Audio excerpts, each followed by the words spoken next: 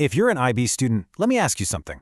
Does the phrase, "I am so behind," sound familiar? Yeah, I thought so.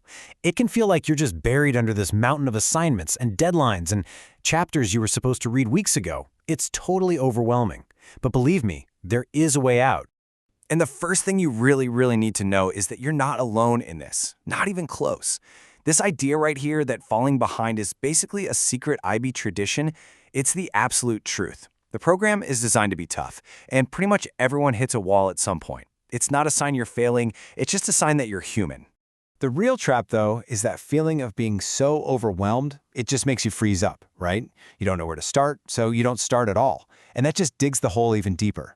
So how do you break that cycle? Well, that's what we're here for. We're going to break it all down step by step, starting with what you can get done in just the next 24 hours. I want you to think of this as academic first aid. Right now, we're not trying to run a marathon. We're just trying to stop the bleeding. Before you can even dream about catching up, you have to stop falling further behind. This is all about stabilizing the situation today. So here's your emergency action plan. It's just 3 steps. First, you're going to audit your situation. Then you're going to identify your priorities. And finally, you're going to communicate. Simple, right? You need to know what you're up against, figure out what's on fire, and then call in some backup. Let's dig into each one. Okay, step 1, the audit. Look, this part might sting a little, but you have to be brutally honest with yourself. Open up a document or a notebook, whatever, and for every single subject, list it all out. What topics did you miss? What assignments are late? And what deadlines are breathing down your neck? You simply can't fix a problem that you're refusing to look at. All right, now you've got this terrifying list. Your next job is to play doctor in an ER and triage. Not all of these tasks are equal. Go through your list and label everything. Is it critical, like it's due in the next 48 hours? Is it important, due in a week or 2? Or can it honestly wait? This is how you stop yourself from freaking out and trying to do everything at once. And this brings us to what is probably the most important and, let's be real, the scariest step: communication. You have to email your teachers. But look, sending a simple, honest email that says, "Hey, I've fallen behind, but here's my plan to catch up," that changes everything. It shows you're taking charge. Teachers want to help students who are trying to fix things. It's the ones who disappear that they can't do anything for. Okay, so you've put out the immediate fires. You've stabilized. Now it's time to shift from first aid to a full-on recovery plan. And this isn't going to be some panicked all-night cram session kind of thing. No, this is a strategic, 4-week campaign designed to get you all the way back on your feet. And here's what that campaign looks like. It's a roadmap with 3 key phases. For the first 2 weeks, it's all about rebuilding your foundation. In week 3, we go deeper. And in the final week, it's about putting it all together and testing it out. So, let's talk about that foundation. This is so crucial. In those first 2 weeks, your goal is breadth, not depth. You want to get a basic, I kind of get this understanding of everything you missed. Don't get bogged down trying to become an expert on one topic. Just cover the ground. Then, in week 3, you'll come back and build that depth by tackling harder problems and seeing how the ideas connect. Finally, week 4 is integration week. This is your test run. You're going to sit down and do a full past paper. The goal here isn't to get a perfect 7. It's to see how far you've come, pinpoint any little gaps that are still there, and most importantly, create a simple plan to make sure you stay on track from here on out. Of course, we all know that catching up in physics is a whole different ballgame than catching up in history. So a one-size-fits-all plan isn't going to cut it.